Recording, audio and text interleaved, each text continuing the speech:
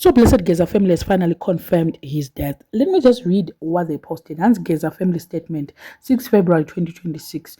Dear Zimbabweans, it is with profound sadness that we announce the passing of our hero, Comrade Blessed Renescu Geza, popularly known as Comrade Bombshell. He left us this morning at a cardio hospital in South Africa. Mr. Geza touched many lives with his fight for justice to ensure that all Zimbabweans realize their aspirations. We urge Zimbabweans to be strong during this trying moment. We are aware some people would want to cash in on his death, and we encourage Zimbabweans to ignore any call for GoFundMe towards the funeral. Funeral arrangements are being made and we'll share the details soon. Thank you for your thoughts, prayers, and support during this difficult time. We'll give you the name and contact details of the person who will speak on behalf of the family in due course. With heartfelt gratitude, the Geza family. Vedu zvinorwadza zvazvo anga akura zvake Geza wacho but nefight yaaita yacho ndo yanga tisingade kuti akurumidze afa. Ko mwana anotorerawo Geza achisiya baba ava varimo muState House anovasiyireiko? Haasi mazera mamwe chete here Geza angatori mudiki pana baba ava vari kuState House. Geza Afane, 82 years. He will always be remembered, and I personally will always remember him as a freedom fighter. He tried to make us see what our oppressors are doing, but we allowed them to intimidate us.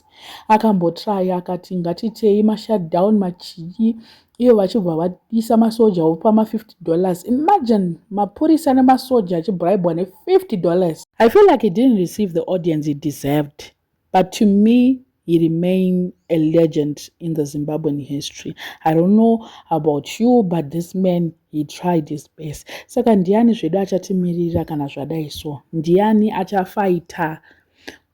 I think at this moment vanhu vari kuState House vari kufara zvigananda zvese zviri kupururudza mururu kumatenga uko vari kuita kuridza jaivhi kutamba jaivhi chaiyo ndiko chinhu chandiri kutoona nevanhu ava.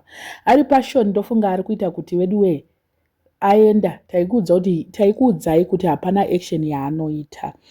We will always miss his 8:30 meetings. Mudhara action sure aenda asina kupedza basa here weduwe. Aigara achingoti muchaona action yachaita weduwe ndo action yacho here naigesa yaitaura iyi. I'm so devastated.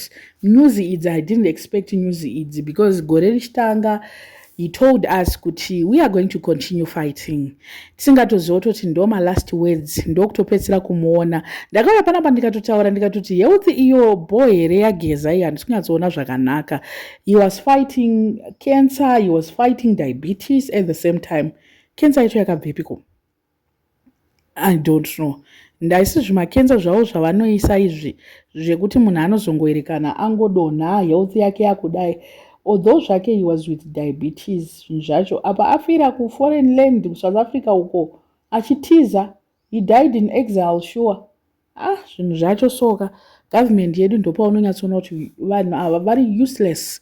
Sure murume mukuru vanga vachitongomuonesa moto nanhasi asingakwanise kutogara mumba make. Kungoti nyaya futi health ndofunga aiti vatsvage rubatsiro kuSouth Africa kwaanga ari uku because muno macho unotofa wese ka.